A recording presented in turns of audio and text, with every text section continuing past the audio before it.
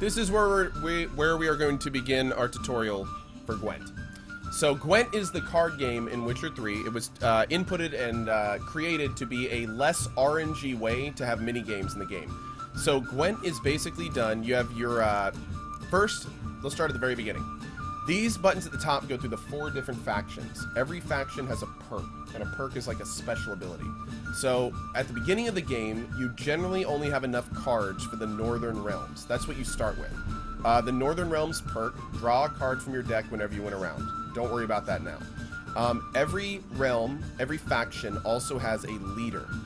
You can get leader cards that later will unlock more abilities. And your leader card is kind of like a faction perk, except you can trigger it once per game.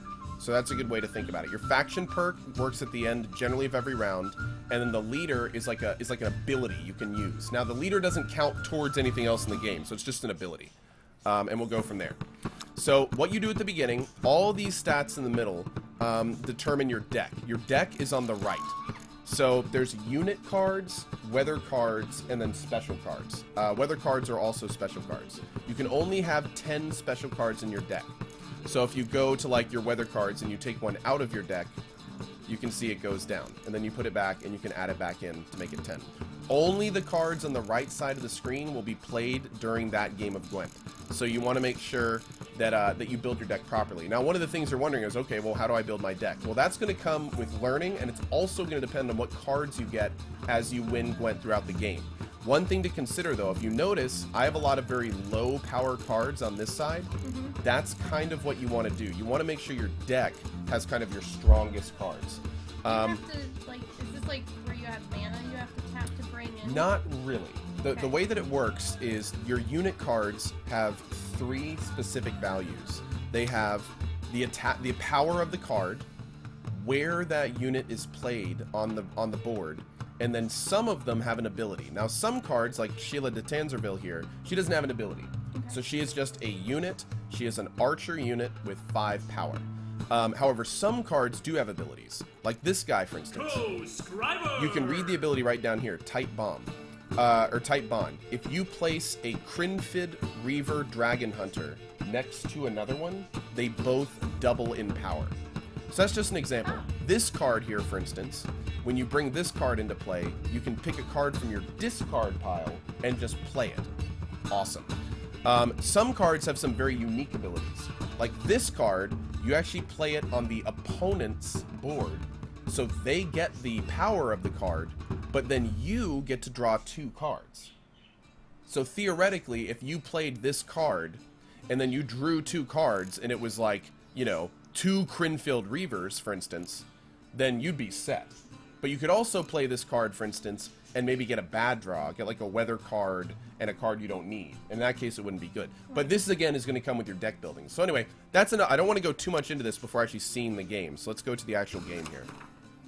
So this is your main board here. At the very beginning of the game, you get 10 cards, and you can choose to have 2 cards redrawn. So what we'll do is we'll look through our cards here. Now, all our cards are decent.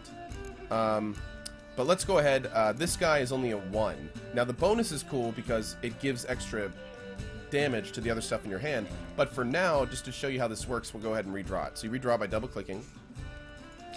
So we just got a Crinfield Reaver. So that was a pretty good trade. Now, right now, we only have 1 Crinfield Reaver. So basically, right now, he's just a 5 attack. He's not gonna be able to use a special. So what we'll do is go to her. And what's kind of interesting right now is we have this card that has Tight Bond. So if we had 2, that would be really strong. And we have this card, which has Tight Bond. So if we got another one of those, he'd be really strong too. So what we'll do is we'll try to get one of these or one of these by doing another redraw of a card of similar value. And it didn't work, unfortunately. Now, we did redraw a card that was 1 more power, so that was okay. But anyway, we'll go from there. So this is how the game is played. This is your side. There's your melee, your archer, and your siege. This is the opponent's side. Melee, archer, siege. Now, the point of the game, there are 3 rounds. Every time you lose a round, you lose one of these red jewels. But here's where it gets really interesting. You only get these cards for the entire game, unless you do something special or have a faction card. Bingo. So what's very interesting is there's 3 rounds, but we could technically keep playing rounds until we each have 1 card left in the first round. Like, if you don't manage your cards properly, then what'll happen is that you will actually, like, you may win the first round, but if you don't have enough cards for the next 2, then the opponent's going to win. So just as much as it is managing the battlefield, it's also managing your cards and how many opponents you have to your card, to your opponent. So what we'll do, this guy played this card, just a basic 2. Oh, a Bike Man raid. Thanks, Bike. Sorry, we're running a little tutorial right now for YouTube, so I'm really sorry I can't respond to that properly. But big thank you to Bikeman, and if you're watching this from YouTube, go to twitch.tv/Bikeman and toss him a follow right now. He's awesome. Member of my streaming group. A real badass. Bike, thanks for that. Right? Awesome. Okay, so anyway, he just played a basic unit that has tight bond. So if he played a second one, then they would both become 4. But what we're going to do, we're just going to do a basic counter. So we're going to throw this down here. So now it's his turn. Let's see what he's going to do. It's a turn within the same round. You guys Yes, are taking turns we're taking turns within the same round. That's correct. And so when you decide to progress to the next round, is it like fight? You'll see that in just a second. Okay. Now, but interestingly enough, this number right here is the total power of the enemy. This is the total power of us. Whoever has the most when the round is over wins that round. So now here's what's interesting though. You see right here where it says space, press hold to pass? If I were to pass right now, then he would immediately pass next turn. His 8 would be more than my 5, and he would win. Okay. But here's the thing. When you pass in this game, and I didn't know this for the longest time, totally screwed me up. But when you pass in this game, you don't pass your turn. You pass that round. So what that means is that the other player can keep playing cards as long as he wants to. So that's very important to mention. Okay. It's not just like you can pass your turn, he plays a card, then you get to play a card. You pass your turn, he gets to play as many cards until he wins. So right now, let's say we put, let's put another just basic card down. We'll put down Sheila. So now we're winning. So now he can't pass or he'll lose. So he plays an Imperial Brigade. Now this is another one of those ones that gets more powerful if there's the same card type next to it, but they're different, so nothing happens. So we are actually going to do something a little bit different. It's still early in the game, and we're very close in power. So we're going to play our spy. Now this is going to give him more power, but it's going to give us 2 cards. So we just got 2 really good cards. Now, now he just did that, which was really good. Now there's these cards right here are really nice because what they do is I can put this card in any of my rows and it will double the power of that row. So it's a great card, but here's the problem. This row right here is really dangerous. There's one big gotcha in this game, and that's weather. And what weather does is it takes out people on both sides, but it reduces all of both of the round. Like both, if we, for instance, exactly. Well, here's the thing. There's 3 types of weather. One does melee, one does range, and one does this. Now, unfortunately, this one is the ranged one. You can see right here, sets the strength of all ranged combat units to 1. Which is not the archer. Which is the archer. So if we played this right now, the only thing it would do is reduce our power. Yeah. That's right, which we don't want to do. Now I thought that one was the melee one, so I'm kind of sad. But that's okay. So what we'll do, he is clearly winning right now. So we need to decide how we're going to approach this. So we're going to do a death mold. And let's see what he does. So see, he just passed. Because he thinks that he has a chance to win. So what we can do, yes, we need to beat the, right now we have 9 to tie or 10 to take the win.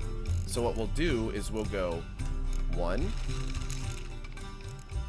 2, pass.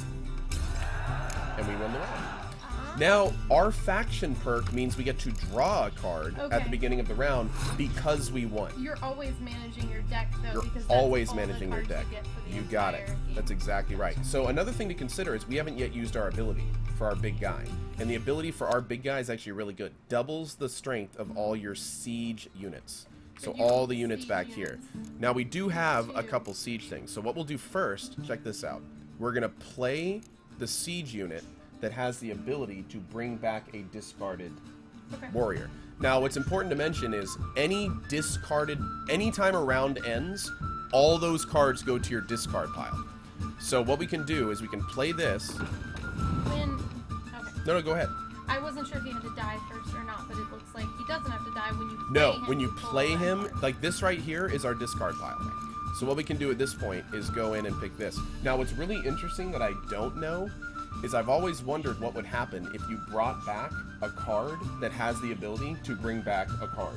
Like, I'm wondering if that means you could bring, like, all three back.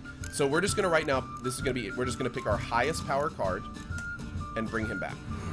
So you can see there it goes, and it's back in play. Oh, and it goes back in play, not to your deck. Correct. Okay. Oh my god! That's 10 is the highest damage you can have in a card.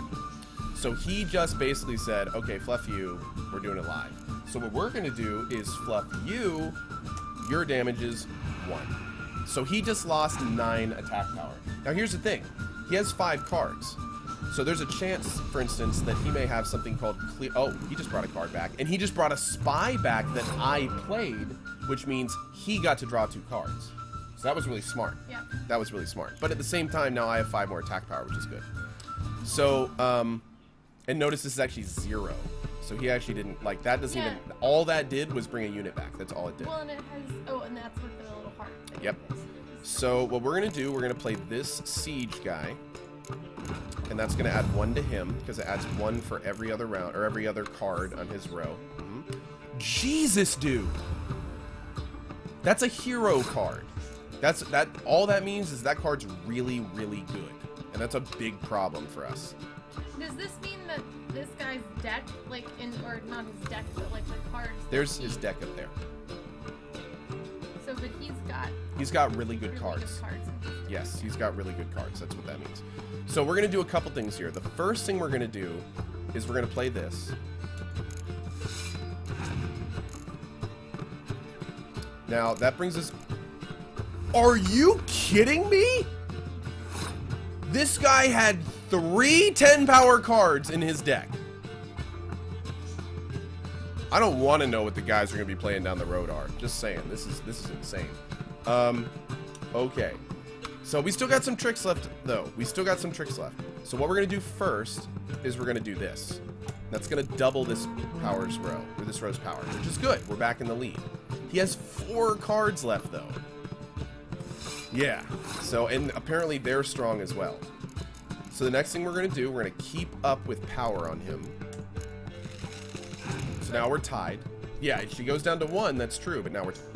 Are you joking? Okay. Now, thankfully, we had weather there, or that would have been like another 10. But just... But you only have 1 card. Check this out, though. Watch this. Okay. We're going to use this ability to double our back row. So now we're at 34. He has 2 card...